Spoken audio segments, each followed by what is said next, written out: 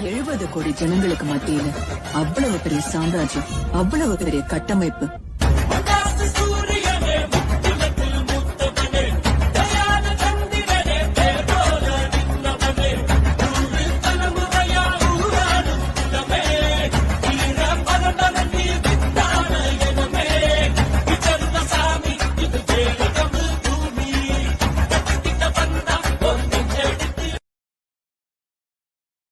நான் கூப்பிட்டா என் கருப்பன் வருவான்.